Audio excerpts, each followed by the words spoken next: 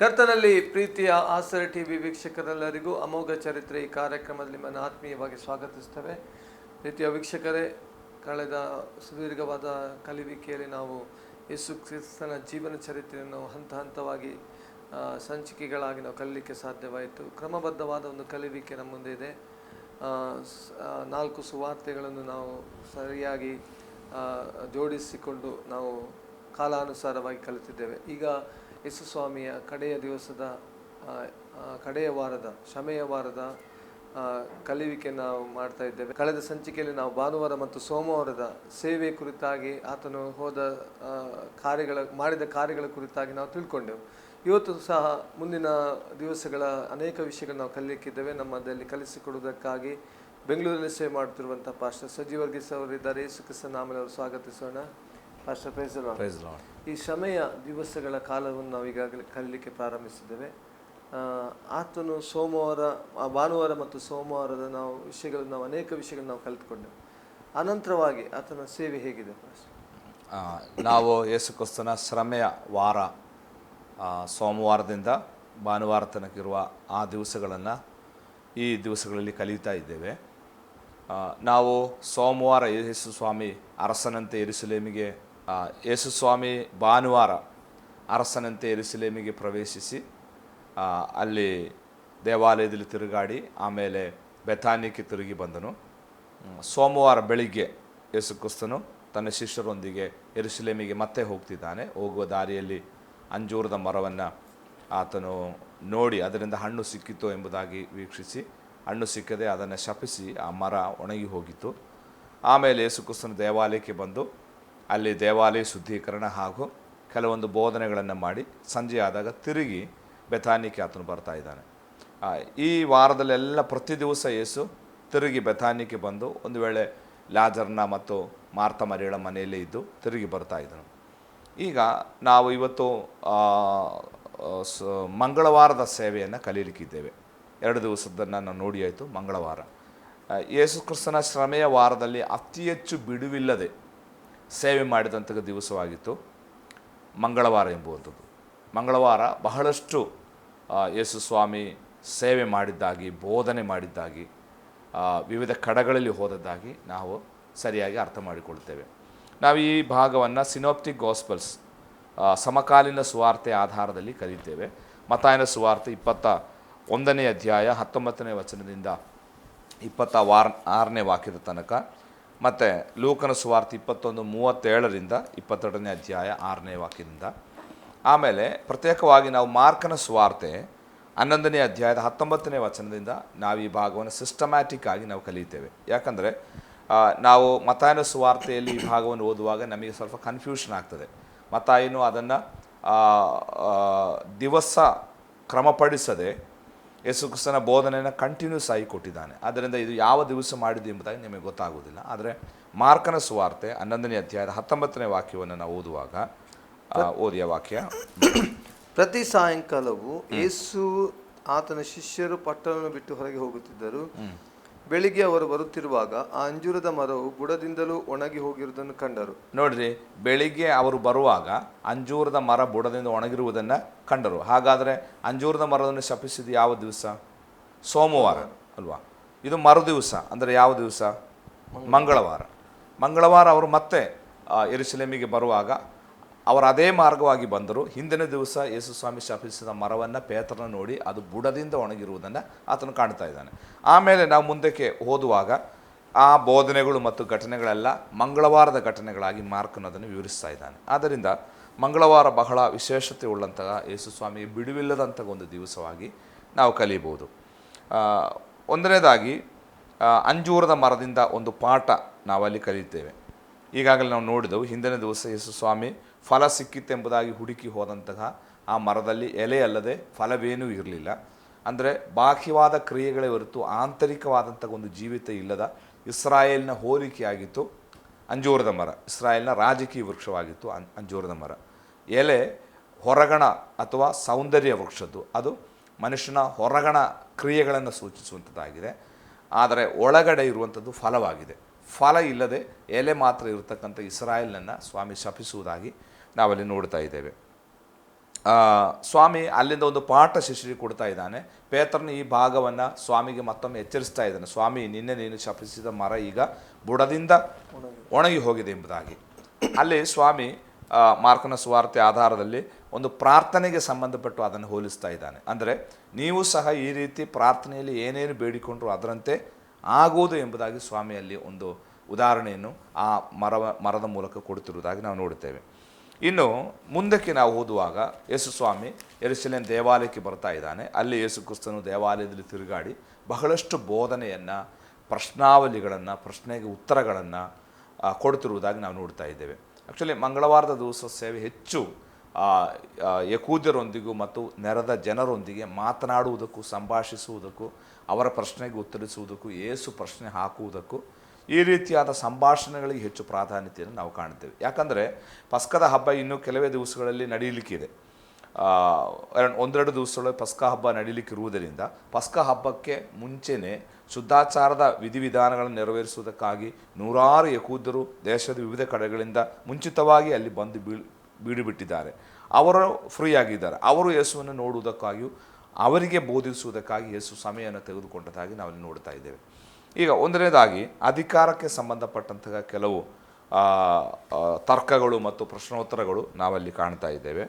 ಅಂದರೆ ಮಹಾಯಾಜಕರು ಮತ್ತು ಜನರ ಹಿರಿಯರು ಸನ್ನದ್ರಿ ಸಂಘದ ಸದಸ್ಯರಾಗಬಹುದು. ಅವರು ಬಂದು ಸ್ವಾಮಿಗೆ ಹೇಳ್ತಾ ಇದ್ದಾರೆ, ನೀನು ಯಾವ ಅಧಿಕಾರದಿಂದ ಇದನ್ನೆಲ್ಲ ಮಾಡುತ್ತಾ ಇದ್ದೀಯಾ, ಮತ್ತು ನೀನು ಯಾವ ಅಧಿಕಾರದಿಂದ ಇದನ್ನು ಮಾಡುತ್ತಾ ಇದೆಯಾ, ನಿನಗೆ ಈ ಅಧಿಕಾರವನ್ನು ಕೊಟ್ಟವರು ಯಾರು ಎಂಬುದಾಗಿ ಅವರು ಪ್ರಶ್ನಿಸ್ತಾ ಇದ್ದಾರೆ.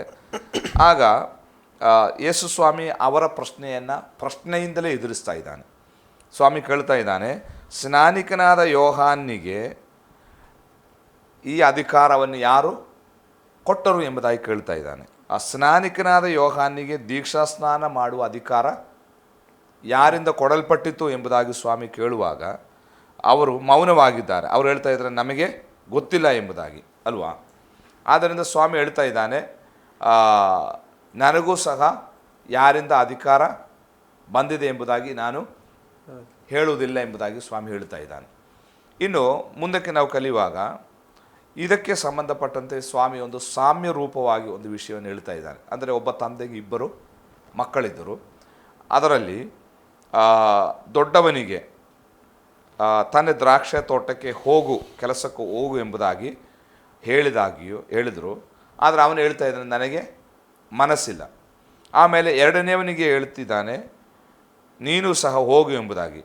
ಆದರೆ ಎರಡನೇವನು ನಾನು ಹೋಗುತ್ತೇನೆ ಎಂಬುದಾಗಿ ಹೇಳಿ ಅವನು ಹೋಗಲಿಲ್ಲ. ಮೊದಲನೆಯವನು ನಾನು ಹೋಗುವುದಿಲ್ಲ ಎಂಬುದಾಗಿ ಹೇಳಿ ಕೊನೆಗೆ ಅವನು ಹೋದ ಎಂಬುದಾಗಿ ನಾವು ನೋಡ್ತೇವೆ. ಈಗ ಸ್ವಾಮಿ ಅವರಿಗೆ, ಆ ಜನರಿಗೆ ಅಥವಾ ಯಹೂದ್ಯರಿಗೆ ಪ್ರಶ್ನೆ ಹಾಕ್ತಾ ಇದ್ದಾನೆ, ಹೋಗುತ್ತೇನೆ ಎಂಬುದಾಗಿ ಹೇಳಿ ಹೋಗದ ಎರಡನೆಯವನು ಅಥವಾ ಹೋಗುವುದಿಲ್ಲ ಎಂಬುದಾಗಿ ಹೇಳಿ ಮತ್ತೆ ಹೋದ ಮೊದಲನೆಯವನು ಯಾರು ತಂದೆಗೆ ಇಷ್ಟವಾದ್ದನ್ನು ಮಾಡಿದರು ಎಂಬುದಾಗಿ ಕೇಳಿದಾಗ ಎಲ್ಲರೂ ಸ್ವಾಭಾವಿಕವಾಗಿ ಹೇಳಿದರು ಮೊದಲನೆಯವನು. ಯಾಕಂದರೆ ಮೊದಲನೆಯವನು ಹೋಗುವುದಿಲ್ಲ ಎಂಬುದಾಗಿ ಹೇಳಿದ್ದಾಗಿ ಮತ್ತೆ ಅವನು ಹೋದನು ಎಂಬುದಾಗಿ ನಾವು ನೋಡುತ್ತೇವೆ. ಈ ಉದಾಹರಣೆಯನ್ನು ಇಟ್ಟುಕೊಂಡು ಯೇಸು ಸ್ವಾಮಿ ಅಲ್ಲಿ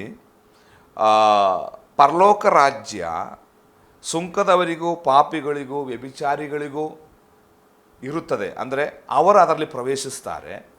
ಮಕ್ಕಳೆನಿಸಿಕೊಂಡಂತಹ ಯಹೂದ್ಯರು ಅದರಿಂದ ಬಹಿಷ್ಕರಿಸಲ್ಪಡುತ್ತಾರೆ ಎಂಬ ಸತ್ಯವನ್ನು ಹೇಳ್ತಾ ಇದ್ದಾನೆ. ಕಾರಣ, ಈ ಉದಾಹರಣೆ ನಾವು ಸರಿಯಾಗಿ ಕಲಿಯುವುದಾದರೆ, ಮೊದಲೇನೋ ಹತ್ರ ಹೇಳಿದಾಗ ಅವನು ಮೊದಲು ಹೇಳಿದ ನಾನು ಹೋಗುವುದಿಲ್ಲ. ಆದರೆ ಮತ್ತೆ ಅವನಿಗೆ ತಂದೆ ಹೇಳಿದ್ದಲ್ವಾ, ಒಂದು ಕನಿಕರ ಬಂತು.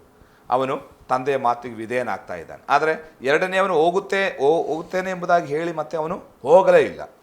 ಇಲ್ಲಿ ಯಹೂದ್ಯರನ್ನು ಈ ಎರಡನೇ ಮಗನಿಗೆ ಹೋಲಿಸ್ತಾ ಇದ್ದಾರೆ. ಮೊದಲನೇ ಮಗನನ್ನು ಅನ್ಯರಿಗೆ ಸ್ವಾಮಿ ಹೋಲಿಸ್ತಾ ಇದ್ದಾನೆ. ಈಗ ಅನ್ಯರು ಮೊದಲು ಹೋಗಲ್ಲ ಅಂತ ಹೇಳಿದರು, ಮತ್ತೆ ಅವರು ಮಾನಸಾಂತರಪಟ್ಟು ದೇವರ ಕಡೆಗೆ ಅವರು ಬಂದರು. ಆದರೆ ಯಹೂದ್ಯರು ಹೋಗುತ್ತೇನೆ ಎಂಬುದಾಗಿ ಹೇಳಿದರು, ಆದರೆ ಅವರು ಮಾನಸಾಂತರಪಟ್ಟು ದೇವರ ಚಿತ್ತವನ್ನು ಅವರು ಮಾಡಲಿಲ್ಲ. ಆದ್ದರಿಂದ ಇದರಲ್ಲಿ ಮೊದಲನೆಯವನೇ ಶ್ರೇಷ್ಠನು. ಅಂದರೆ ಅನ್ಯರು, ವ್ಯಭಿಚಾರಿಗಳು, ಪಾಪಿಗಳು ಪರಲೋಕ ರಾಜ್ಯಕ್ಕೆ ಸೇರುತ್ತಾರೆ. ಇನ್ನೊಂದು ಭಾಗದಲ್ಲಿ ಸ್ವಾಮಿ ಹೇಳ್ತಾ ಇದ್ದಾನೆ, ಅಬ್ರಹಾಂ, ಇಸಾಹಕ್ ಮತ್ತು ಯಾಕೋಬರ ಜೊತೆಯಲ್ಲಿ ಅವರು ಊಟಕ್ಕೆ ಪಂಕ್ತಿಯಲ್ಲಿ ಕೂಡುವರು ಎಂಬುದಾಗಿ. ಆದರೆ ರಾಜ್ಯದ ಮಕ್ಕಳು ಅದರಿಂದ ಹೊರಗಿರುವರು ಎಂಬುದಾಗಿ. ರಾಜ್ಯದ ಮಕ್ಕಳು ಯಾರು? ಇಸ್ರಾಯೇಲರು. ಅಂದರೆ ಅವರು ಯೇಸು ಸ್ವಾಮಿಯನ್ನು ತಳ್ಳಿಬಿಟ್ಟ ಕಾರಣ ತಳ್ಳಿಬಿಟ್ಟ ಕಾರಣ ಮತ್ತು ಇಷ್ಟೆಲ್ಲ ಸ್ವಾಮಿ ಅದ್ಭುತ ಸೂಚಕ ಕಾರ್ಯ ಮಾಡಿ ಅನೇಕ ಬಿಡುಗಡೆಯನ್ನು ಮಾಡಿದ್ದಾಗ್ಯೂ ಅವರು ಮಾನಸಾಂತರ ಪಡಲಿಲ್ಲ. ಅವರು ಕೇವಲ ಏನು ಹೋಗುತ್ತೇನೆ ಎಂಬುದಾಗಿ ಹೇಳಿದ ಎರಡನೇ ಮಗನ ಹಾಗೆ ನಾವೆಲ್ಲ ಮಾಡ್ತಾ ಇದ್ದೇವೆ, ನಾವು ರಿಚುವಲ್ಸ್ ಮಾಡ್ತಾ ಇದ್ದೇವೆ, ನಾವು ಯಜ್ಞ ಹೋಮಾದಿಗಳು ಮಾಡ್ತಾ ಇದ್ದೀವಿ. ಆದರೆ ಅವರು ಅದನ್ನು ಬಾಹ್ಯವಾಗಿ ಮಾಡುತ್ತಾ ಇದ್ದಾರೆ ಹೊರತು ದೇವರಿಗೆ ಬೇಕಾದವರ ಆಂತರಿಕವಾದಂಥ ಶುದ್ಧೀಕರಣವಾಗಿತ್ತು. ಕೇವಲ ವಾಡಿಕೆಗಾಗಿ, ತೋರ್ಪಡಿಕೆಗಾಗಿ, ನೇಮ್ಸೇಕಿಗಾಗಿ, ಅವರ ಕಷ್ಟಂ ಪೂರ್ತೀಕರಿಸುವುದಕ್ಕೋಸ್ಕರ ಏನೇನೋ ಮಾಡಿ ಯಾವ ಪ್ರಯೋಜನವೂ ಇಲ್ಲ. ದೇವರಿಗೆ ಮನುಷ್ಯನ ಅಂತರಂಗ ಬಹಳ ಮುಖ್ಯ. ದೇವರ ಚಿತ್ತ ತಿಳಿದು ಮಾಡುವಂಥದ್ದು. ಈಗ ಮೊದಲನೇವನು ಹೋಗಲ್ಲ ಅಂತ ಹೇಳಿದ್ರು ಮತ್ತೆ ತಂದೆಯ ಚಿತ್ತಕ್ಕೆ ಅವನು ವಿಧೇಯನಾದನು. ಅವನು ತಂದೆಯನ್ನು ಅನುಸರಿಸಿದನು, ತೋಟದಲ್ಲಿ ಕೆಲಸ ಮಾಡಿದನು. ಅದೇ ರೀತಿ ಯಹೂದ್ಯರು ಮಾಡಬೇಕಾಗಿತ್ತು. ದೇವರ ಏಕಮಾತ್ರ ಪುತ್ರನಾದ ಯೇಸು ಕ್ರಿಸ್ತನನ್ನು ಅವರು ಸ್ವೀಕಾರ ಮಾಡಿಕೊಂಡು ಅವರು ಮಾನಸಾಂತರ ಪಟ್ಟು ಆ ನಿಜವಾದ ತೋಟಕ್ಕೆ ಅವರು ಬರಬೇಕಾಗಿತ್ತು. ಆದರೆ ಅವರು ಬರಲಿಲ್ಲ. ಅವ್ರು ಹೇಳ್ತಾರೆ ನಾವು ಹೋಗ್ತೇವೆ ಅಂತ, ಆದರೆ ತೋರ್ಪಡಿಕೆಗಾಗಿತ್ತು, ಮೆಚ್ಚಿಸುವುದಕ್ಕಾಗಿತ್ತು. ಇಂತಹ ಜೀವಿತದಿಂದ ಪ್ರಯೋಜನ ಇಲ್ಲ ಎಂಬುದಾಗಿ ಸ್ವಾಮಿ ಹೇಳ್ತಾ ಇದ್ದಾನೆ. ಇದು ನಾವು ಅಲ್ಲಿಂದ ಕಲಿಯತಕ್ಕಂಥ ಪಾಠ. ಆಮೇಲೆ ಯೇಸು ಕ್ರಿಸ್ತನು ಇದಕ್ಕೆ ಸಂಬಂಧಪಟ್ಟಂತೆ ಮತ್ತೊಂದು ಉದಾಹರಣೆಯನ್ನು ಹೇಳ್ತಾ ಇದ್ದಾನೆ. ಒಬ್ಬ ಯಜಮಾನನಿಗೆ ಒಂದು ದೊಡ್ಡ ದ್ರಾಕ್ಷೆ ತೋಟವಿಟ್ಟು ಆ ತೋಟದ ಫಲವನ್ನು ತೆಗೆಯುವುದಕ್ಕಾಗಿ ಯಜಮಾನನು ದಾಸರುಗಳನ್ನು ಕಳಿಸ್ತಾ ಇದ್ದಾನೆ. ಇದಕ್ಕೆ ಸಂಬಂಧಪಟ್ಟಂತೆ ಯೇಸು ಕ್ರಿಸ್ತನು ಇನ್ನೊಂದು ಸಾಮ್ಯವನ್ನು ಈ ಸಂದರ್ಭದಲ್ಲಿ ಹೇಳ್ತಾ ಇದ್ದಾನೆ.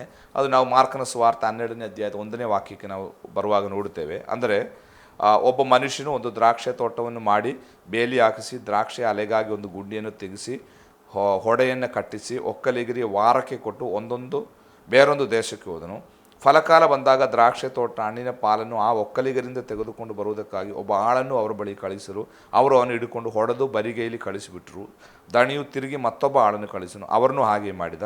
ಆಮೇಲೆ ಇನ್ನೊಬ್ಬನನ್ನು ಕಳಿಸಲು ಅವನನ್ನು ಕೊಂದು ಹಾಕಿದರು. ಇನ್ನೂ ಅನೇಕರನ್ನು ಕಳಿಸಿದರು. ಅವರಲ್ಲಿ ಕೆಲವರನ್ನು ಹೊಡೆದು ಕೆಲವರನ್ನು ಕಡಿದು ಹಾಕಿದರು. ಅವನಿಗೆ ಇನ್ನೂ ಒಬ್ಬನಿದ್ದನು. ಯಾರೆಂದರೆ ಅವನ ಮುದ್ದು ಮಗನೇ.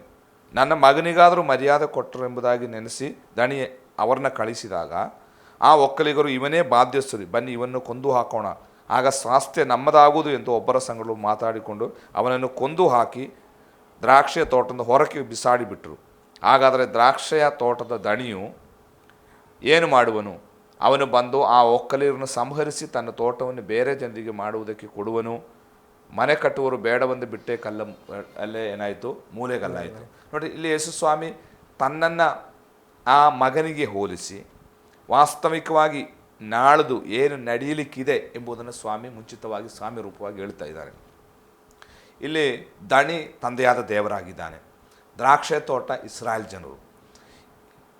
ಅದರಿಂದ ಫಲವನ್ನು ಹುಡುಕುವುದಕ್ಕಾಗಿ ದೇವರು ಅನೇಕ ಆಳುಗಳನ್ನು ಕಳಿಸ್ತಾ ಇದ್ದಾನೆ. ಅವರು ಪ್ರವಾದಿಗಳು ಮತ್ತು ಮೋಶೆ ಮುಂತಾದ ಪ್ರವಾದಿಗಳಾಗಿದ್ದಾರೆ. ಧರ್ಮಶಾಸ್ತ್ರದ ಯುಗದಲ್ಲಿದ್ದಂತಹ ಅನೇಕ ಪ್ರವಾದಿಗಳನ್ನು ದೇವರು ಕಳಿಸಿದರು ಈ ತೋಟದಿಂದ ಫಲ ತೆಗೆದುಕೊಂಡು ಬರುವುದಕ್ಕಾಗಿ. ಆದರೆ ಬಂದವರನ್ನೆಲ್ಲ ಅವರು ಕೊಂದರು ಅಲ್ವಾ. ಜಕರಿಯ ಪ್ರವಾದಿಯಿಂದ ಏನು ಅಂದರೆ ಹಳೆ ಒಡಂಬಡಿಕೆಯ ಎಲ್ಲ ಪ್ರವಾದಿಗಳನ್ನು ಜಕರಿಯ ಪ್ರವಾದಿ ಕೊನೆಗೆ ಸ್ನಾನಿಕನಾದ ಯೋಹಾನ್ನ ತನಕ ಎಲ್ಲರನ್ನ ಅವರು ಕೊಂದರು ಎಂಬುದಾಗಿ ನಾವು ನೋಡ್ತೇವೆ. ಕೊನೆಗೆ ದಣಿ ತನ್ನ ಏಕ ಮಗನನ್ನೇ ಕಳಿಸ್ತಾ ಇದ್ದ, ಅದು ಯೇಸು ಕ್ರಿಸ್ತನು. ಮಗನಿಗಾದರೂ ಅವರು ಮರ್ಯಾದೆ ಕೊಟ್ಟಾರು ಎಂಬುದಾಗಿ ಕಳಿಸರು. ಆದರೆ ಈ ಜನ ಏನು ಹೇಳಿದರು, ಒಕ್ಕಲಿಗರು ಏನು ಹೇಳಿದರು, ಇವನೇ ಬಾಧ್ಯಸ್ಥನು, ಇವನ್ನೇ ಹಿಡಿದು ನಾವು ಕೊಂದರೆ ಈ ದ್ರಾಕ್ಷೆ ತೋಟ ಪೂರ್ತಿ ನಮ್ಮದಾಗುವುದು ಎಂಬುದಾಗಿ ನೆನೆಸಿಕೊಂಡು ಅವನನ್ನು ಅವರು ಕೊಂದರು ಎಂಬುದಾಗಿ. ಅಂದರೆ ಇನ್ನು 2 ದಿವಸದೊಳಗಾಗಿ ಅವರು ಮಾಡಲಿಕ್ಕಿರುವಂಥ ಕೆಲಸವನ್ನು ಸ್ವಾಮಿ ಹೇಳ್ತಾ ಇದ್ದಾನೆ. ಕೊನೆಗೆ ಸ್ವಾಮಿ ಹೇಳುವಂಥದ್ದು, ಕೊನೆಗೆ ದಣಿ ಏನು ಮಾಡ್ತಾನೆ, ಈ ಒಕ್ಕಲಿಗರನ್ನು ಓಡಿಸಿ ಅದನ್ನು ಬೇರೆಯವರಿಗೆ ಕೊಡ್ತಾನೆ ಎಂಬುದಾಗಿ. ಅಂದರೆ ಪರಲೋಕ ರಾಜ್ಯವನ್ನು ಅವರಿಂದ ತೆಗೆದು ಅನ್ಯರಿಗೆ ಕೊಡುವಂತಹ ಆ ಒಂದು ಅವಸ್ಥೆಗೆ ಇಸ್ರಾಯೇಲರು ನಡೆಸಲ್ಪಟ್ಟರು ಎಂಬುದಾಗಿ ನಾವು ನೋಡ್ತಾ ಇದ್ದೇವೆ. ಈ ಉದಾಹರಣೆ ವಾಸ್ತವಿಕವಾಗಿ ಯೇಸು ಕ್ರಿಸ್ತನಿಗೆ ಅವರು ಮಾಡಿದಂತಹ ಮಾಡಲಿಕ್ಕಿರ್ತಕ್ಕಂತಹ ಆ ದ್ರೋಹ, ಹಿಂಸೆ ಮತ್ತು ಸಂಕಟದ ಕುರಿತಾಗಿ ಸ್ವಾಮಿ ಮುಂಚಿತವಾಗಿ ತಿಳಿಸಿದಾಗಿತ್ತು. ಆದರೆ ಇವರಿಗೆ ಅದು ಅರ್ಥ ಆಗಲಿಲ್ಲ ಎಂಬುದಾಗಿ ನಾವು ನೋಡುತ್ತೇವೆ. ಇನ್ನು ಕೆಳಗಡೆ ಬರುವಾಗ ಸ್ವಾಮಿ ಮತ್ತೊಂದು ಸಾಮ್ಯವನ್ನು ಹೇಳ್ತಾ ಇದ್ದಾನೆ. ಒಬ್ಬ ರಾಜನು ತನ್ನ ಮಗನ ಔತಣಕ್ಕೆ ಅನೇಕರನ್ನು ಕರೆದದಕ್ಕೆ ಹೋಲಿಸಿ ಆತನು ಈ ಭಾಗವನ್ನು ವಿವರಿಸ್ತಾ ಇದ್ದಾನೆ. ಒಂದು ದೊಡ್ಡ ಔತಣ ಕೂಟವನ್ನೇ ತನ್ನ ಮಗನ ಮದುವೆಗಾಗಿ ಸಿದ್ಧ ಮಾಡಿದರು. ಅನೇಕರನ್ನು ಕರೆ ಕಳಿಸಿದರು. ಆದರೆ ಸಂಜೆ ಆದಾಗ ಔತಣಕ್ಕೆ ಯಾರೂ ಬರಲಿಲ್ಲ. ಕರೆದವರೆಲ್ಲ ಒಂದೊಂದು ಉಪಾಯ ಹೇಳಿ ಜಾರಿಕೊಂಡ್ಬಿಟ್ರು. ಕೊನೆಗೆ ಕೆಲಸದವರಿಗೆ ಮಾರ್ಗದಲ್ಲಿ ಅಲ್ಲಲ್ಲಿ ಸಿಕ್ಕಿದವರನ್ನೆಲ್ಲ ನೀವು ಕರೆದುಕೊಂಡು ಯಜಮಾನನ ಈ ಮಗನ ಮದುವೆಗೆ ಬನ್ನಿರಿ ಎಂಬುದಾಗಿ ಹೇಳಿದಾಗ ಅನೇಕರು ಬಂದು ಅದರಲ್ಲಿ ಪಾಲ್ಗೊಂಡದಾಗಿ ನಾವು ನೋಡ್ತಾ ಇದ್ದೇವೆ. ಅಂದರೆ ಕರೆಯಲ್ಪಟ್ಟವರು ಅನೇಕರು, ಆದರೆ ಆರಿಸಲ್ಪಟ್ಟವರು ಬಹಳ ಕಡಿಮೆ ಎಂಬುದಾಗಿ ಸ್ವಾಮಿ ಹೇಳ್ತಾ ಇದ್ದಾನೆ. ಇಲ್ಲಿಯೂ ಸಹ ಇಸ್ರಾಯೇಲರನ್ನ ಗುರಿ ಮಾಡಿಟ್ಟುಕೊಂಡೇ ಸ್ವಾಮಿ ಮಾತನಾಡ್ತಾ ಇದ್ದಾನೆ. ಈ ದಣಿಯ ಅಥವಾ ಯಜಮಾನನ ಮಗ ಯಾರು ಯೇಸು ಕ್ರಿಸ್ತನಾಗಿದ್ದಾನೆ, ತನ್ನ ಈ ಭೂಮಿಯ ಬರೋಣ ಇಸ್ರಾಯೇಲರನ್ನ ಏನು ಮೊದಲಗಿತ್ತಿಯಾಗಿ ಮಾಡುವುದಕ್ಕಾಗಿತ್ತು. ಆದರೆ ಆ ದಣಿಯ ಅದನ್ನು ಕಟ್ ಮಾಡಿ, ಅಂದರೆ ಯೇಸು ಕ್ರಿಸ್ತನ ಈ ಭೂಮಿಗೆ ಬಂದದ್ದು ಇಸ್ರಾಯೇಲರ ಮಸಿಯನಾಗಿತ್ತು, ಅವರ ಮೊದಲಿಂಗನಾಗಿತ್ತು. ಆದರೆ ಅವರು ಆತನನ್ನು ಸ್ವೀಕಾರ ಮಾಡುತ್ತಾ ಇಲ್ಲ. ಕರೆದರು, ಆದರೆ ಅವರು ಬರಲಿಲ್ಲ. ಆದರೆ ಕರೆಯಲ್ಪಡದೆ ದಾರಿಗಳಲ್ಲಿ ಮತ್ತು ಮೂಲೆಗಳಲ್ಲಿ ನಿಂತಹ, ಸುಮ್ಮನೆ ನಿಂತಹ ಭಿಕ್ಷುಕರು, ಯಾರಿಗೂ ಬೇಡದವರಾದ ಅನ್ಯರನ್ನು ಯಜಮಾನನು ಕರೆದು ಆ ಮಗನ ಮದುವೆಯ ಆ ಪಂಕ್ತಿಯಲ್ಲಿ ಕೂರಿಸ್ತಿರುವುದಾಗಿ ನಾವು ನೋಡ್ತಾ ಇದ್ದೇವೆ. ಇದು ಸಹ ಇಸ್ರಾಯೇಲರು ಯೇಸು ಕ್ರಿಸ್ತನನ್ನು ತಿರಸ್ಕರಿಸಿದ್ದಕ್ಕೆ ಹೋಲಿಕೆಯಾಗಿ ಸ್ವಾಮಿ ಆ ಸಾಮ್ಯದ ಮೂಲಕ ಮಾತನಾಡ್ತಾ ಇದ್ದಾನೆ. ಅಷ್ಟೇ. ಇದರ ನಡುವೆ ಇಲ್ಲಿ ಕರೆದವರಲ್ಲಿ ಅನೇಕರು ಬರಲಿಲ್ಲ, ಆದರೆ ದಾರಿ ಮಗ್ಗಲಲ್ಲಿ ಕರ್ಕೊಂಡು ಬರ್ತಾರೆ. ಆದರೆ ಒಬ್ಬನಲ್ಲಿ ಮದುವೆ ಬಟ್ಟೆ ಇಲ್ಲದವನಲ್ಲಿ ಇದ್ದಾಗ ಅದೇ ಯಜಮಾನನವನ್ನು ಹೊರಗೆ ಹಾಕ್ತಾರೆ. ಅದರ ಏನು ಅರ್ಥ ಅದರಲ್ಲಿ? ಅದು ಇದು ವಾಸ್ತವಿಕವಾಗಿ ಸಾಮ್ಯ. ಅದನ್ನು ಲಿಟ್ರಲಿ ನಮಗೆ ವ್ಯಾಖ್ಯಾನ ಮಾಡಲಿಕ್ಕೆ ಆಗುವುದಿಲ್ಲ. ಅದೊಂದು ಸಾಮ್ಯ ರೂಪವಾಗಿ ಸ್ವಾಮಿ ಹೇಳಿದ್ದು. ಅಂದರೆ ಈ ಮಗನ ಮದುವೆಗೆ ಅನೇಕರು ಬಂದು ಕೂತರು. ಅಂದರೆ ಅಂದಿನ ಕಾಲದಲ್ಲಿ ಡ್ರೆಸ್ ಕೋಡ್ ಬಹಳ ಮುಖ್ಯವಾಗಿತ್ತು. ಎಲ್ಲರಿಗೂ ಡ್ರೆಸ್ ಕೋಡ್ ಇತ್ತು, ಆದರೆ ಒಬ್ಬನಿಗೆ ಮಾತ್ರ ಆ ಮದುವೆಯ ಡ್ರೆಸ್ ಕೋಡ್ ಇರಲಿಲ್ಲ. ಯಜಮಾನ ಬಂದು ನೋಡಿದಾಗ ಒಬ್ಬನು ಮಾತ್ರ ಡ್ರೆಸ್ ಕೋಡ್ ಇಲ್ಲದೆ ಬಂದು ಕೂತಿದ್ದಾನೆ. ಆವಾಗ ಯಜಮಾನ ಅವನನ್ನು ಹೊರಗೆ ಹಾಕಿ ಕತ್ತಲೆಗೆ ಹಾಕಿರಿ ಎಂಬುದಾಗಿ ಹೇಳ್ತಾ ಇದ್ದಾನೆ. ಅದು ವಾಸ್ತವಿಕವಾಗಿ ಪರಲೋಕ ರಾಜ್ಯಕ್ಕೆ ರಕ್ಷಣೆ ಇಲ್ಲದೆ ಪ್ರವೇಶ ಇಲ್ಲ. ಆದರೆ ಇಲ್ಲಿ ಇದೊಂದು ನಮಗೆ ತಿಳಿಸ್ಲಿಕ್ಕೆ ಒಂದು ಉದಾಹರಣೆ, ಸಾಮ್ಯ ದೇವರು ಹೇಳುವಂಥದ್ದು. ಅಂದರೆ ನಮಗೊಂದು ಡಾಕ್ಟ್ರಿನ್ ಮಾಡೋಕ್ಕಾಗಲ್ಲ, ಇದೊಂದು ಸಾಮ್ಯ. ಆದ್ದರಿಂದ ರಕ್ಷಣೆ ಎಂಬ ವಸ್ತ್ರವಿಲ್ಲದೆ ಮದುವೆಗೆ ನಮಗೆ ಹೋಗಲಿಕ್ಕೆ ಆಗುವುದಿಲ್ಲ. ನಾವು ಪ್ರಕಟಣೆ ಪುಸ್ತಕ 19ನೇ ಅಧ್ಯಾಯಕ್ಕೆ ಬರುವಾಗ 2 ವಸ್ತ್ರಗಳ ಕುರಿತಾಗಿ ನಾವು ಕಲಿತೇವೆ. ಒಂದು ನೀತಿಯ ವಸ್ತ್ರಕ್ಕೆ 2 ಭಾಗವಿದೆ. ಒಂದು, ನಾವು ಪಾಪಿಗಳಾಗಿದ್ದಾಗ ಸ್ವಾಮಿ ತನ್ನ ನೀತಿಯನ್ನು ನಮ್ಮ ಮೇಲೆ ಹೊರಿಸಿದನು, ಅದಕ್ಕೆ ನಮ್ಮ ಕೃತ್ಯಗಳೇನೂ ಇಲ್ಲ. ನಾವು ಪಾಪವನ್ನು ಒಪ್ಪಿಕೊಂಡು ಸ್ವಾಮಿಯ ಮಕ್ಕಳಾಗಿ ಮಾರ್ಪಟ್ಟಾಗ ದೇವರ ನೀತಿಯನ್ನು ನಮ್ಮ ಮೇಲೆ ಆತನು ಹಾಕಿ ಆ ನೀತಿಯ ಬಟ್ಟೆ ನಮಗೆ ಕೊಟ್ಟನು. ಆದರೆ ಪ್ರಕಟಣೆ ಪುಸ್ತಕ 19ನೇ ಅಧ್ಯಾಯಕ್ಕೆ ಬರುವಾಗ ಮೊದಲಗಿತ್ತಿಯಾದ ಸಭೆಯ ಕುರಿತಾಗಿ ದೇವಜನರ ಸತ್ಕಾರ್ಯಗಳೆಂಬ ನೀತಿಯ ಬಟ್ಟೆ ಎಂಬುದಾಗಿ ನಾವು ಓದುತ್ತೇವೆ. ನಾವು ನೀತಿವಂತರಾದ ಮೇಲೆ ನಾವು ಸತ್ಕಾರ್ಯಗಳನ್ನು ಮಾಡುವಾಗ ನಮಗೆ ಬಟ್ಟೆ ಸಿಗ್ತದೆ ಅಲ್ವಾ? ನಯವಾದ ನಾರುಮಡಿ ಆಕೆಗೆ ಧರಿಸೋಣವಾಯಿತು, ಅದು ದೇವಜನರ ಸತ್ಕಾರ್ಯಗಳೇ. ನೋಡ್ರಿ, ಅಲ್ಲಿ ಒಂದು ಬಟ್ಟೆ ಇದೆ. ಅದು ಯಾವುದು? ಅದು ನಾವು ತಪ್ಪು ತಿಳ್ಕೊಳ್ತೇವೆ. ಸತ್ಕಾರ್ಯಗಳು, ಒಳ್ಳೆಯ ಕಾರ್ಯಗಳನ್ನು ಮಾಡಿ ನಾವು ನೀತಿವಂತರಾಗ್ತೇವೆ ಅಂತಲ್ಲ ಅದರ ಅರ್ಥ. ನಮಗೆ ದೇವರು ನೀತಿವಂತರೆಂಬ ಬಟ್ಟೆ ಹಾಕಿದ್ದಾನೆ, ಅದಕ್ಕೆ ನಮ್ಮ ಪಾಲುಗಾರಿಕೆ ಏನೂ ಇಲ್ಲ. ನಮಗೆ ಉಚಿತಾರ್ಥವಾಗಿ ಆ ಬಟ್ಟೆ ಕ್ರಿಸ್ತನ ಮರಣವನ್ನು ನಂಬಿ ಆತನ ಅಂಗೀಕಾರ ಮಾಡಿಕೊಂಡಾಗ ಆ ಬಟ್ಟೆ ನಮಗೆ ಧರಿಸಲ್ಪಟ್ಟಿತ್ತು. ಆಮೇಲೆ ನಾವು ನೀತಿ ಕೃತ್ಯಗಳನ್ನು ಮಾಡುವಾಗ ಏನಾಯಿತು? ದೇವಜನರ ಸತ್ಕಾರ್ಯಗಳೆಂಬ ನೀತಿಯ ವಸ್ತ್ರ, ಅದನ್ನು ನಾವು ಮಾಡಿಕೊಳ್ಬೇಕು ಅಲ್ವಾ? ಹಾಗೆ ಅವಳಿಗೆ ಮೊದಲಿಂಗನೊಟ್ಟಿಗೆ ಮದುವೆ ನಡೀತಾ ಇದೆ ಪ್ರಕಟಣೆ ಪುಸ್ತಕದಲ್ಲಿ. ಅಂದರೆ ಅದು ದೇವರ ಸಭೆಗೆ ಹೋಲಿಕೆಯಾಗಿದೆ. ಆದ್ದರಿಂದ ಇಲ್ಲಿ ನೀತಿಯ ಬಟ್ಟೆಯಾಗಿದೆ ಯಾವುದು? ಮದುವೆ ಬಟ್ಟೆ ಎಂಬುವಂಥದ್ದು. ಅದು ಒಂದು ಕ್ರಿಸ್ತನಿಂದ ನಾವು ಕೊಂಡುಕೊಳ್ಳಬೇಕು, 2 ನಾವು ಸಂಪಾದಿಸಬೇಕು. ಇದೆರಡೂ ಅದರಲ್ಲಿ. ಒಬ್ಬ ನೀತಿವಂತನಾದವನು ಯೇಸು ರಕ್ತದಿಂದ ಅವನು ನೀತಿ ಕಾರ್ಯಗಳನ್ನು ಮಾಡುವುದರಿಂದ ಪುನೊಂದು ವಸ್ತ್ರಗಳು ದೊರಕ್ತದೆ ಎಂಬುದಾಗಿ. ಹೌದು. ಅಂದರೆ ಇದು ಬಹಳ ಡಾಕ್ಟ್ರಿನಲ್ ಆದಂಥ ಒಂದು ವಿಷಯ. ಅಂದರೆ ಒಂದು ಗುಂಪು ಜನರು ಹೇಳ್ತಾರೆ, ನಾವು ನೀತಿ ಕಾರ್ಯ ಮಾಡಿದ್ರೆ ಸಾಕು, ಸತ್ಕಾರ್ಯ ಮಾಡಿದ್ರೆ ಸಾಕು, ನಮಗೆ ಈ ಬಟ್ಟೆ ಸಿಗ್ತದೆ ಅಂತ. ಅದು ಅನೇಕ ರಿಲಿಜಿಯನ್ ಅದನ್ನು ಕಲಿಸ್ತಾ ಇದೆ. ಆದರೆ ಬೈಬಲ್ ಹಾಗೆ ಅಲ್ಲ ಕಲಿಸೋದು. ಬೈಬಲ್ ಹೇಳುವಂಥದ್ದು, ನಂಬಿಕೆಯ ಮೂಲಕ ಕೃಪೆಯಿಂದ ನೀವು ರಕ್ಷಣೆಗೆ ಬಂದಿರಿ, ಅದಕ್ಕೆ ಕೃತ್ಯಗಳು ಕಾರಣವಲ್ಲ. ನಮಗೆ ಈ ನೀತಿಯ ವಸ್ತ್ರ ಸಿಗಲಿಕ್ಕೆ ನಮ್ಮ ಒಳ್ಳೆಯತನದಿಂದಲ್ಲ. ಯಾಕಂದರೆ ನಾವು ಏನೇ ಮಾಡಿ ಪಾಪಕ್ಕೆ ಪರಿಹಾರ ಕೊಂಡುಕೊಳ್ಳೋಕ್ಕಾಗಲ್ಲ.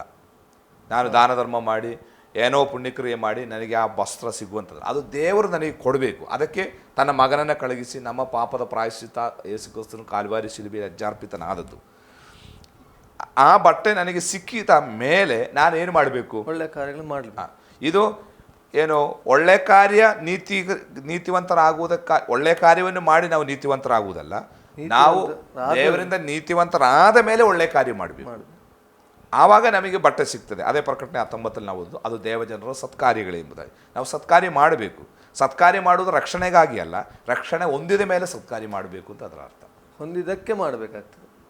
ಹೊಂದಿದ್ದರಿಂದ, ಯಾಕಂದರೆ ನಮಗೆ ಆ ವಸ್ತ್ರ ಸಿಕ್ಕಿ ಆಯಿತು, ಆಮೇಲೆ ನಾವು ಸತ್ಕಾರ್ಯ ಮಾಡಬೇಕು. ಆವಾಗ ನಮ್ಮ ಒಳ್ಳೆಯ ಕ್ರಿಯೆಗಳು ನಮಗೊಂದು ಬಟ್ಟೆಯಾಗಿ ಅಲ್ಲಿ ಕಾಣಬರುವುದಾಗಿ ನಾವು ನೋಡ್ತಾ ಇದ್ದೇವೆ.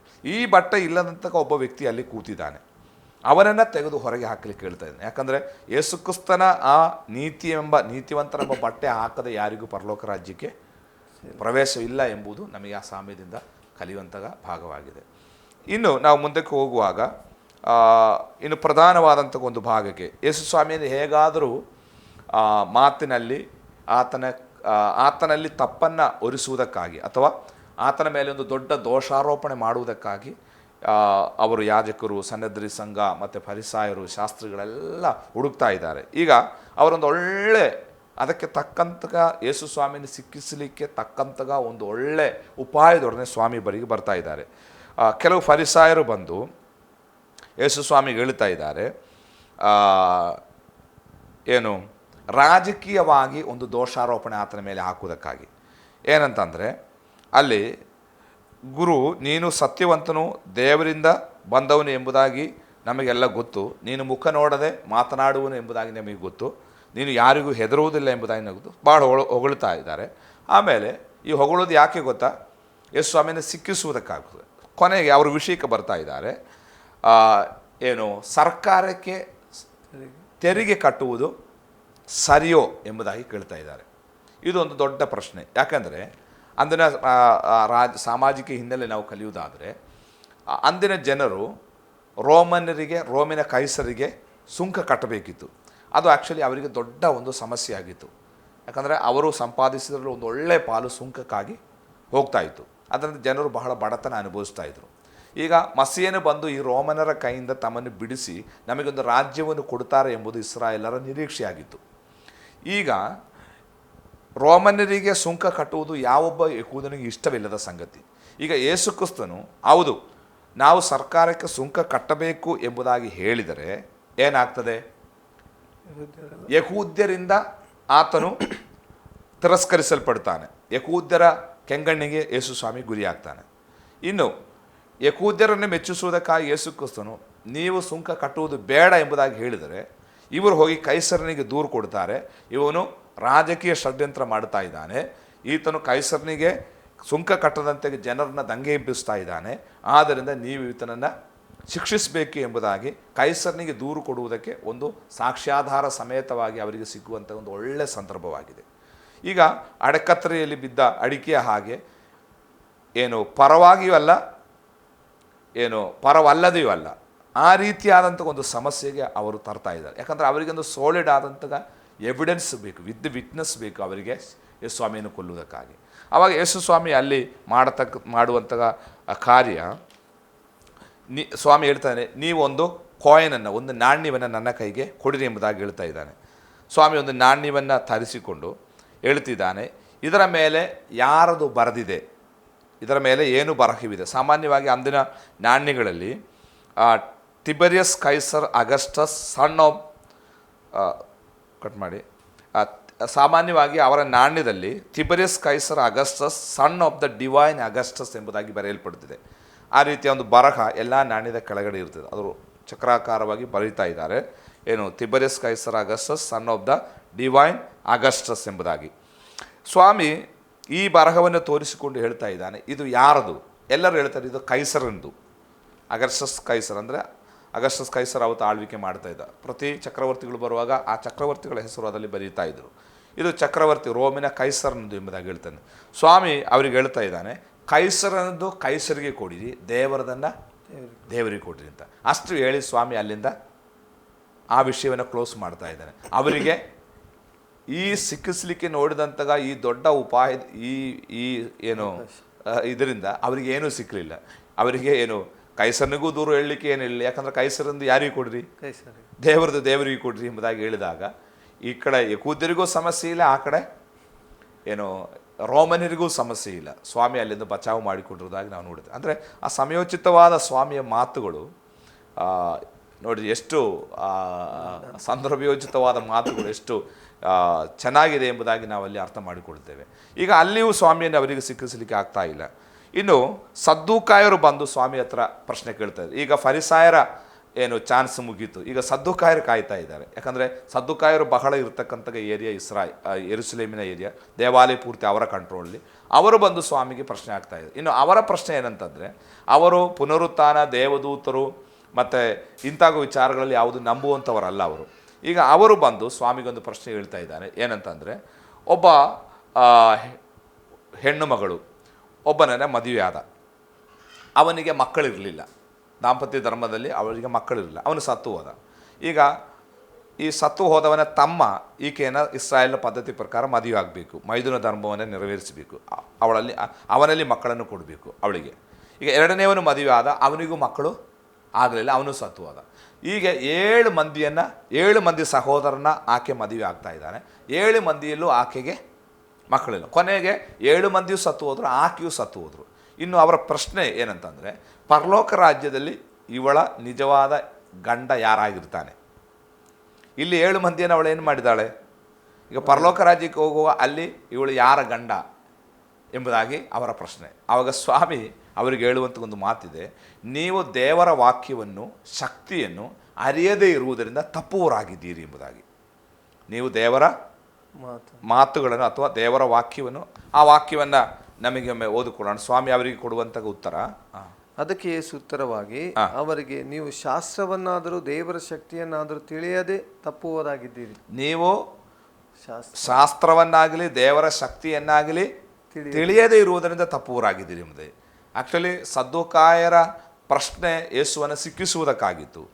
ಸ್ವಾಮಿ ಮಾತ್ರ ಹೇಳ್ತಾ ಇದ್ದಾನೆ, ಪರಲೋಕ ರಾಜ್ಯದಲ್ಲಿ ಮದುವೆ ಇಲ್ಲ, ಪರಲೋಕ ರಾಜ್ಯದಲ್ಲಿ ಎಲ್ಲರೂ ದೇವರ ದೂತರಂತೆ ಇರುತ್ತಾರೆ. ಆ್ಯಕ್ಚುಲಿ ಇವರು ಪುನರುತ್ಥಾನವನ್ನು ನಂಬದೆ ದೂತರನ್ನು ನಂಬದವರು ಯಾರು? ಈ ಸದ್ದುಕಾಯರು. ಅವರಿಗೆ ಅವರ ಪ್ರಶ್ನೆ ಒಂದು ದೊಡ್ಡ ಪ್ರಶ್ನೆ ಆಗಿತ್ತು. ಫರಿಸಾಯರೊಂದಿಗೆ ಸಂವಾದದಲ್ಲಿ ಈ ಪ್ರಶ್ನೆ ಎತ್ತುವಂಥದ್ದು. ಆದರೆ ಸ್ವಾಮಿ ಅದಕ್ಕೆ ತಕ್ಕ ಉತ್ತರ ಕೊಡ್ತಾ ಇದ್ದಾನೆ. ಪರಲೋಕ ರಾಜ್ಯದಲ್ಲಿ ನಾವೆಲ್ಲರೂ ಹೇಗಿರ್ತೇವೆ? ದೂತರ ಆಗಿದ್ದೇವೆ. ಆದ್ದರಿಂದ ಅಲ್ಲಿ ಮದುವೆ, ಮಕ್ಕಳಾಗುವುದು ಯಾವುದು ಇಲ್ಲ ಎಂಬುದನ್ನು ಸ್ವಾಮಿ ಸ್ಪಷ್ಟಪಡಿಸ್ತಾ ಇದ್ದಾನೆ. ಈಗ ಒಬ್ಬ ಫರಿಸಾಯರ ಹಿರಿಯನು ಸ್ವಾಮಿಯ ಬಳಿಗೆ ಬಂದು ಅವನ ಒಂದು ಪ್ರಶ್ನೆ ಕೇಳ್ತಾ ಇದ್ದಾನೆ. ಏನಂತಂದರೆ, ಧರ್ಮಶಾಸ್ತ್ರದಲ್ಲಿ ಅತಿ ದೊಡ್ಡ ಆಜ್ಞೆ ಯಾವುದು ಎಂಬುದಾಗಿ ಸ್ವಾಮಿ ಹತ್ರ ಕೇಳುತ್ತಿರುವುದಾಗಿ ನಾವಲ್ಲಿ ಓದ್ತಾ ಇದ್ದೇವೆ.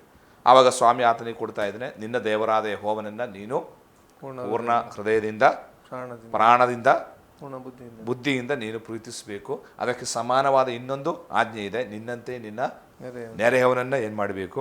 ಪ್ರೀತಿಸಬೇಕು ಎಂಬುದಾಗಿ ಸ್ವಾಮಿ ಅವನಿಗೆ ಉತ್ತರಿಸ್ತಾ ಇದ್ದಾನೆ. ಇನ್ನೂ ಪ್ರಶ್ನಾವಳಿ ಮುಂದಿಲ್ಲ. ಬಹಳ ಚರ್ಚೆಗಳು ಅವತ್ತು ಮಂಗಳವಾರ ದಿವಸ ನಡೀತಾ ಇದೆ. ಇನ್ನೊಂದು ವಿಷಯ, ಇಷ್ಟು ಹೊತ್ತು ಸ್ವಾಮಿಗೆ ಅವರು ಪ್ರಶ್ನೆ ಹಾಕಿದರು. ಈಗ ಸ್ವಾಮಿ ಒಂದು ಪ್ರಶ್ನೆ ಅವರಿಗೆ ಆಗ್ತಾ ಇದ್ದಾರೆ. ಅದೇನಂದರೆ, ಕ್ರಿಸ್ತನು ದಾವೀದನ ಮಗನೋ ಅಥವಾ ದಾವೀದನ ಕುಮಾರನೋ ಎಂಬುದಾಗಿ. ಇಲ್ಲಿ ಸ್ವಾಮಿ ಹಾಕುವಂಥ ಪ್ರಶ್ನೆ, ಕ್ರಿಸ್ತನು ದಾವೀದನ ಮಗನೋ ಅಥವಾ ದಾವೀದನ ಕರ್ತನೋ ಎಂಬುದಾಗಿ. ಅದೊಂದು ಬಹಳ ದೊಡ್ಡ ಪ್ರಶ್ನೆ. ಯಾಕಂದರೆ ಕೀರ್ತನೆಗಳ ಪುಸ್ತಕ ನಾವು ಓದುವಾಗ 110ನೇ ಕೀರ್ತನೆ 1ನೇ ವಾಕ್ಯದಲ್ಲಿ ಆ ವಾಕ್ಯ ಒಮ್ಮೆ ಓದೋಣ. 110ನೇ ಕೀರ್ತನೆ ಅಲ್ಲೇ ಇದೆಯಲ್ಲ ವಾಕ್ಯ. ನಾನು ನಿನ್ನ ವಿರೋಧಿಗಳನ್ನು ನಿನ್ನ ಪಾದಗಳ ಕೆಳಗೆ ಹಾಕುವ ತನಕ ನನ್ನ ಬಲಗಡೆಯಲ್ಲಿ ಕೂತುಕೊಂಡಿರು ಎಂದು ಕೂತುಕೊಂಡಿರು ಎಂದು ಕರ್ತನು ನನ್ನ ಒಡೆಯನಿಗೆ ನುಡಿದನು. ಕರ್ತನು ನನ್ನ ಒಡೆಯನಿಗೆ ನುಡಿದನು ಎಂಬುದಾಗಿ.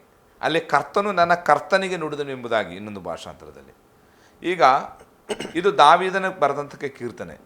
ಈಗ ದಾವೀದನು ತನ್ನ ವಿರೋಧಿಗಳನ್ನು ಪಾದಪೀಠವಾಗುವ ತನಕ ನನ್ನ ಬಲಗಡೆಯಲ್ಲಿ ಕೂತುಕೋ ಎಂಬುದಾಗಿ ನನ್ನ ಕರ್ತನು ನನ್ನ ಒಡೆಯನಿಗೆ ಹೇಳಿದನು.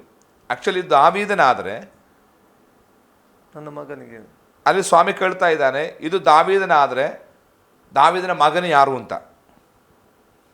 ಆ್ಯಕ್ಚುಲಿ ಈ ಒಡೆಯನು ಯಾರು? ಯೇಸು ಕ್ರಿಸ್ತನಾಗಿದ್ದಾನೆ. ಇದು ದಾವೀದನ ಕ್ರಿಸ್ತನ ಕುರಿತಾಗಿ ಪ್ರವಾದನೆಯಾಗಿ ಬರೆದಂಥ ಒಂದು ಕೀರ್ತನೆಯಾಗಿದೆ. ಆ್ಯಕ್ಚುಲಿ ಯಹೂದ್ಯರಿಗೆ ಈ ವಾಕ್ಯದ ಅರ್ಥ ಇನ್ನೂ ಗೊತ್ತಾಗಿಲ್ಲ. ಇದು ದಾವೀದನೇ ಕರ್ತನಾದರೆ ಕರ್ತನು ನನ್ನ ಕರ್ತನಿಗೆ ಹೇಳಿದನು ಅಂತ ಹೇಳಿದ್ರೆ ದಾವೀದನೇ ಮಗನಿಗೆ ಹೇಳಿದಾನ ಅಂತ ಸ್ವಾಮಿ ಅಲ್ಲಿ ಉತ್ತರಿಸ್ತಾ ಇದ್ದಾನೆ. ಆ್ಯಕ್ಚುಲಿ ಇದು ಯೇಸುಕ್ರಿಸ್ತನು ಹೇಳಿದು ಅಲ್ವಾ. ನನ್ನ ಕರ್ತನು ನನ್ನ ಒಡೆಯನಿಗೆ ಹೇಳಿದನು ಅಲ್ವಾ. ಅಂದರೆ ಯೇಸುಕ್ರಿಸ್ತನಿಗೆ ಹೇಳಿದ್ದಾಗಿ ನಾವು ಅದನ್ನು ಅಲ್ಲಿ ವ್ಯಾಖ್ಯಾನ ಮಾಡಬೇಕಾಗ್ತದೆ. ಯಾಕಂದರೆ ಯೇಸುಕ್ರಿಸ್ತನು ವಿರೋಧಿಗಳನ್ನು ಪಾದಪೀಠವಾಗುವ ತನಕ ನನ್ನ ಬಲಗಡೆಯಲ್ಲಿ ಕೂತುಕೋ ಎಂಬುದಾಗಿ ತಂದೆಯಾದ ದೇವರು ಕ್ರಿಸ್ತನಿಗೆ ಹೇಳಿದಂತಹ ಮಾತದು ಅಲ್ವಾ.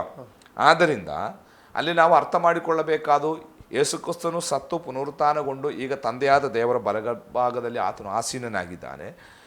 ಅಂದರೆ ಇನ್ನೂ ಶತ್ರುಗಳು ಅವನ ಪಾದಪೀಠ ಆಗಲಿಲ್ಲ. ಶತ್ರುವನ್ನೇ ಶಿಲುಬೆಯಲ್ಲಿ ಆತನು ಸೋಲಿಸಿದ, ಆದರೆ ಸಂಪೂರ್ಣ ಶತ್ರು ಪಾದಪೀಠ ಆಗಲಿಲ್ಲ. ಈಗ 2000 ವರ್ಷವಾಯಿತು, ತಂದೆಯ ಬಲಭಾಗದಲ್ಲಿ ಮಗನು ಕೂತಿದ್ದಾನೆ. ಇನ್ನು ಒಂದು ದಿವಸ ಬರುತ್ತದೆ ಶತ್ರುಗಳು ಅವನ ಪಾದಪೀಠವಾಗುವ ದಿವಸ. ಅದು ಕರ್ತನು ಮಹಿಮೆಯ ಅರಸನಾಗಿ ಆತನು ಇಸ್ರಾಯೇಲಿಗೆ ಬರುವಾಗ ಶತ್ರುಗಳೆಲ್ಲ ಅವನ ಪಾದಪೀಠಕ್ಕೆ ಬರುತ್ತದೆ. ಇಲ್ಲಿಂದ ನಾವೊಂದು ಆತ್ಮಿಕ ಸತ್ಯ ಕಲಿಬೇಕು. ನಮ್ಮ ಶತ್ರುಗಳು ನಮ್ಮ ಪಾದಪೀಠ ಆಗ್ತದೆ, ಅದಕ್ಕೊಂದು ಸಮಯವಿದೆ. ಸಮಯಕ್ಕಿಂತ ಮುಂಚೆ ಮಗನೂ ಸಹ ಆತುರ ಪಡೀತಾ ಇದೆ. ಈಗ ಎಷ್ಟು ವರ್ಷ ಆಯಿತು ಸ್ವಾಮಿ ಹೋಗಿ? 2000 ವರ್ಷ ಆಯಿತು, ಇನ್ನೂ ಶತ್ರು ಪಾದಪೀಠ ಆಗಿಲ್ಲ ಅಲ್ವಾ. ಅದು ತಂದೆ ಇಚ್ಛಿಸದಂಥ ಒಂದು ಕಾಲಾವಕಾಶವಿದೆ. ಆ ಸಮಯದಲ್ಲಿ ಶತ್ರು ಪಾದಪೀಠ ಆಗ್ತದೆ ಅಲ್ವಾ. ಈ ಮಾತನ್ನು ಇಟ್ಟುಕೊಂಡು ಸ್ವಾಮಿ ಇಸ್ರಾಯೇಲರಿಗೆ ಅಥವಾ ಫರಿಸಾಯರಿಗೆ ತಿರುಗಿ ಕೇಳ್ತಾ ಇದ್ದಾನೆ, ಇಲ್ಲಿ ಕರ್ತನ ಯಾರು? ದಾವೀದನಾಗಿದ್ದರೆ ದಾವೀದನು ತನ್ನ ಮಗನಿಗೆ ಹೇಳಿದನ. ಇದು ಆ್ಯಕ್ಚುಲಿ ತಂದೆಯಾದ ದೇವರು ಯಾರಿಗೆ ಹೇಳಿದ್ದು? ಯೇಸುಕ್ರಿಸ್ತನಿಗೆ ಹೇಳಿದ್ದು. ಆದ್ದರಿಂದ ಆ ಮಗನೇ ನಾನು ಎಂಬುದಾಗಿ ಸ್ವಾಮಿಯಲ್ಲಿ ಅವರಿಗೆ ತಿಳಿಸಿಕೊಡ್ತಾ ಇದ್ದಾನೆ. ಆದರೆ ಅದನ್ನು ಅವರು ನಂಬಲಿಕ್ಕೆ ತಯಾರಿಲ್ಲ. ಮತ್ತು ಸ್ವಾಮಿ ಕೆಲವೊಂದು ಮುನ್ನೆಚ್ಚರಿಕೆಗಳನ್ನು ಶಿಷ್ಯರಿಗೂ ಮತ್ತು ಅಲ್ಲಿ ಬಂದಂಥ ಜನರಿಗೆ ಕೊಡುತ್ತಿರುವುದಾಗಿ ನಾವು ಮುಂದಿನ ಭಾಗದಲ್ಲಿ ಓದ್ತಾ ಇದ್ದೇವೆ. ಈಗ ಯೇಸುಕ್ರಿಸ್ತನು ಯೆರೂಸಲೇಮ್ ದೇವಾಲಯದಲ್ಲೆಲ್ಲ ತಿರುಗಾಡಿ ಬೊಕ್ಕಸ ಇರತಕ್ಕಂಥ ಸ್ಥಳಕ್ಕೆ ಬರ್ತಾ ಇದ್ದಾನೆ. ಅಲ್ಲಿ ಅನೇಕರು ಬಂದು ಕಾಣಿಕೆಗಳನ್ನು ಅರ್ಪಣೆ ಮಾಡ್ತಾ ಇದ್ದಾರೆ. ಯಾಕಂದರೆ ಇಸ್ರಾಯೇಲರು ಅನೇಕ ರೀತಿಯ ಕಾಣಿಕೆಗಳನ್ನು ಅರ್ಪಿಸಬೇಕಿತ್ತು. ವಿಲ್ಲಿಂಗ್ ಆಗಿ ಆಫರಿಂಗ್ ಕೊಡ್ತಾಯಿದ್ರು ಅವರು. ಅದು ಅವರವರ ದೇಶದ ನಾಣ್ಯಗಳನ್ನು ತಂದು ಬೊಕ್ಕಸಕ್ಕೆ ಹಾಕ್ತಾಯಿದ್ರು. ಈಗ ಸ್ವಾಮಿ ಅದನ್ನು ಗಮನಿಸಿದಾಗ ಅಲ್ಲಿ ಒಬ್ಬ ವಿಧವೆ 2 ದುಗ್ಗಾಣಿಯನ್ನು ಅಲ್ಲಿ ಹಾಕ್ತಾ ಇದ್ದಾಳೆ. ಎಷ್ಟು? 2 ದುಗ್ಗಾಣಿ. ಅಂದರೆ ಇಲ್ಲಿ ಒಬ್ಬ ವಿಧವೆ 2 ಕಾಸು, ಅಂದರೆ ಒಂದು ದುಗ್ಗಾಣಿ, ಒಂದು ಕಾಯಿನ್, ಅದು ಒಂದು ದುಗ್ಗಾಣಿ, ಅದಕ್ಕೆ 2 ಕಾಸು. ಅಂದರೆ ಅಂದಿನ ಒಬ್ಬ ವ್ಯಕ್ತಿಯ ಒಂದು ದಿನದ ಕೂಲಿ ಆಗಿತ್ತು ಒಂದು ದುಗ್ಗಾಣಿ ಅಥವಾ 2 ಕಾಸು ಎಂಬುವಂಥದ್ದು. ಅಂದರೆ ಇದು ಅಂದಿನ ರೋಮಿನ ದಿನಾರಿಯಾದ 64ರಲ್ಲಿ 1 ಭಾಗ ಆಗ್ತಿತ್ತು. 64/1 ಅಂದರೆ ಅಷ್ಟೇ ಅದಕ್ಕೆ ಬೆಲೆ ಇರುವಂಥದ್ದು. ಯಾವುದು? ಒಂದು ದುಗ್ಗಾಣಿ. ಅಂದರೆ ರೋಮಿನ ದಿನಾರಿಗೆ ಹೋಲಿಸುವುದಾದರೆ 64ರಲ್ಲಿ ಒಂದಾಗಿದೆ ಯಾವುದು? ಈ ದುಗ್ಗಾಣಿ. ಅಂದರೆ ಅಂದಿನ ಯೆಹೂದ್ಯರ ಒಂದು ದಿನದ ಕೂಲಿಯಾಗಿತ್ತು. ಆಕೆ ಅದನ್ನು ಈ ಬೊಕ್ಕಸಕ್ಕೆ ಹಾಕುವುದನ್ನು ಸ್ವಾಮಿ ನೋಡಿ ಶಿಷ್ಯರಿಗೆ ಹೇಳ್ತಾ ಇದ್ದಾನೆ, ಆಕೆ ಎಲ್ಲರಿಗಿಂತಲೂ ಹೆಚ್ಚು ಹಾಕಿದ್ದಾಳೆ. ಯಾಕೆ? ಆಕೆ ಕೈಯಲ್ಲಿ ಇದ್ದದ್ದು ಅಷ್ಟೇ, ಅದನ್ನು ಪೂರ್ತಿ ಆಕೆ ದೇವರಿಗಾಗಿ ಕೊಟ್ಟು ಬಿಟ್ಟಿದ್ದಾನೆ ಎಂಬುದಾಗಿ. ಅಂದರೆ ಈವನ್ ನಾವು ಕಾಣಿಕೆ ಹಾಕುವಾಗಲೂ ಸಹ ದೇವರ ಕಣ್ಣುಗಳು ನಮ್ಮನ್ನು ನೋಡುತ್ತಾ ಇವೆ ಎಂಬುದಾಗಿ. ಅಂದರೆ ಅದಕ್ಕಿಂತ ಎಷ್ಟೋ ಮೌಲ್ಯವನ್ನು ಫರಿಸಾಯರು ಮತ್ತು ದೊಡ್ಡ ದೊಡ್ಡ ಶ್ರೀಮಂತರು ತಂದು ಹಾಕಿದ್ದಾರೆ. ಆದರೆ ಅದು ಅವರಿಗೆ ಇದ್ದದ್ದೇ ಎಲ್ಲವನ್ನ ಹಾಕಿದ್ದಲ್ಲ, ಅವರಿಗಿದ್ದದರ ಒಂದು ಭಾಗ, ಒಂದು ಸಣ್ಣ ಭಾಗ ಮಾತ್ರ ಹಾಕಿದ್ದು. ಅದು ಬಹಳಷ್ಟಿದೆ. ಆದರೆ ಈಕೆಯ ಪ್ರತ್ಯೇಕತೆ, ಈಕೆಗೆ ಇರುವುದೇ ಅಷ್ಟು, ಒಂದು ದುಗ್ಗಾಣಿ 2 ಕಾಸು ಮಾತ್ರ, ಅದನ್ನು ಪೂರ್ತಿ ಆಕೆ ಹಾಕಿದ್ದಾಳೆ. ಆದ್ದರಿಂದ ಸ್ವಾಮಿ ಹೇಳ್ತಾ ಇದ್ದಾರೆ, ಎಲ್ಲರಿಗಿಂತ ಹೆಚ್ಚು ಆಕೆ ಹಾಕಿದ್ದಾಳೆ ಎಂಬುದು. ಅದೇ ನಾನು ಹೇಳೋದು, ನಾವು ಎಷ್ಟು ಕೊಟ್ಟೇವೆ ಎಂಬುದಾಗಿ ಅಲ್ಲ, ನಾವು ಹೇಗೆ ಕೊಟ್ಟೆವು ಎಂಬುದು ಸ್ವಾಮಿ ನೋಡ್ತಾ ಇದ್ದಾನೆ. ಈ ರೀತಿ ಅನೇಕ ಭಾಗಗಳನ್ನು ಯೇಸು ಸ್ವಾಮಿ ದೇವಾಲಯದಲ್ಲಿ ಮಾಡಿದ ಮೇಲೆ ಸಂಜೆ ಆದಾಗ ಶಿಷ್ಯರೊಟ್ಟಿಗೆ ಆತನು ಎಣ್ಣೆ ಮರಗಳ ಗುಡ್ಡಕ್ಕೆ ಹೋಗ್ತಾ ಇದ್ದಾನೆ. ನಾವು ಮತ್ತಾಯನ ಸುವಾರ್ತೆ 24ನೇ ಅಧ್ಯಾಯ, ಲೂಕ 21, ಮಾರ್ಕ 13 ಈ 3 ಅಧ್ಯಾಯಗಳನ್ನು ಕಲಿಯುವುದಾದರೆ ಎಣ್ಣೆ ಮರಗಳ ಗುಡ್ಡದಲ್ಲಿ ಕೂತು ಯೇಸು ಸ್ವಾಮಿ ಅಂತ್ಯಕಾಲ ಶಾಸ್ತ್ರ ಸಂಬಂಧವಾಗಿ ಶಿಷ್ಯರ ಪ್ರಶ್ನೆಗೆ, ನೀನು ರಾಜ್ಯವನ್ನು ಯಾವಾಗ ಸ್ಥಾಪಿಸ್ತಿ, ಯುಗಾಂತ್ಯದ ಲಕ್ಷಣಗಳೇನು ಎಂಬುದಕ್ಕೆ ಕೇಳಿದಾಗ ಸ್ವಾಮಿ ಅವರಿಗೆ ಅವತ್ತು ಸಂಜೆ ಆ ಎಣ್ಣೆ ಮರಗಳ ಗುಡ್ಡದಲ್ಲಿ ಕೂತು ವಿಸ್ತಾರವಾಗಿ ಆತನು ಬರೋಣದ ಕುರಿತಾಗಿ, ಅಂತ್ಯಕಾಲ ಲಕ್ಷಣಗಳು, ಇನ್ನು ಮುಂದೆ ಆಗಲಿಕ್ಕಿರುವ ಘಟನೆಗಳ ಕುರಿತಾಗಿ ಆತನು ಬೋಧಿಸ್ತಾ ಇದ್ದಾನೆ. ಕೊನೆಗೆ ರಾತ್ರಿ ಆದಾಗ ಆತನು ಬೆಥಾನ್ಯಕ್ಕೆ ತಿರುಗಿ ಬಂದು ಅಲ್ಲಿ ಮನೆಯಲ್ಲಿ ತಂಗಿ ಆತನು ಕಾರ್ಯವನ್ನು ಮಾಡುತ್ತಿರುವುದಾಗಿ ನಾವು ನೋಡ್ತೇವೆ. ಅಂದರೆ ಈ ಮಂಗಳವಾರ ದಿವಸವಾಗಿತ್ತು. ಹೆಚ್ಚು ಸ್ವಾಮಿ ಸೇವೆ ಮಾಡಿದ್ದು, ಹೆಚ್ಚು ಬೋಧನೆ ಮಾಡಿದ್ದು, ಹೆಚ್ಚು ಆತ್ಮಿಕ ಸತ್ಯವನ್ನು ದೇವರ ರಾಜ್ಯದ ಕುರಿತಾಗಿ ನಮಗೆ ಪ್ರಕಟಿಸಿತು. ಪ್ರೀತಿಯ ವೀಕ್ಷಕರೇ, ಇವತ್ತಿನ ಕಾರ್ಯಕ್ರಮ ಬಹಳಷ್ಟು ನಾವು ವಿಚಾರಗಳನ್ನು ಯೇಸು ಸ್ವಾಮಿ ಮಂಗಳವಾರ ದಿವಸದಲ್ಲಿ, ಅಂದರೆ ಶ್ರಮೆಯ ವಾರದ ಮಂಗಳವಾರ ದಿವಸದಲ್ಲಿ ಮಾಡಿದ್ದನ್ನು ನಾವು ಕಲಿತುಕೊಂಡೆವು. ಇದು ನಮಗೂ ಆಶೀರ್ವಾದವಾಯಿತು ಎಂದು ನೆನೆಸ್ತೇನೆ. ನಮ್ಮದಲ್ಲಿ ಆಸರೆ ಟಿವಿಯಲ್ಲಿ ಬಂದು ವಿಸ್ತಾರವಾಗಿ ಯೇಸು ಕ್ರಿಸ್ತನ ಜೀವನ ಚರಿತ್ರೆ ಕಲಿಸಿಕೊಡುತ್ತಿರುವಂಥ ದೇವ ಸೇವಕರಿಗೆ ಆಸರೆ ಟಿವಿ ಪರವಾದ ವಂದನೆಗಳು. ಪರಿಸರ ಪಾಸ್ಟರ್, ಇನ್ನೊಂದು ಸಂಚಿಕೆಯಲ್ಲಿ ಬರೋರಿಗೆ ನಿಮ್ಮ ನೆಚ್ಚಿನ ಆಸರೆ ಟಿವಿಯನ್ನು ವೀಕ್ಷಿಸ್ತಾ ಇರಿ. ವಂದನೆಗಳು.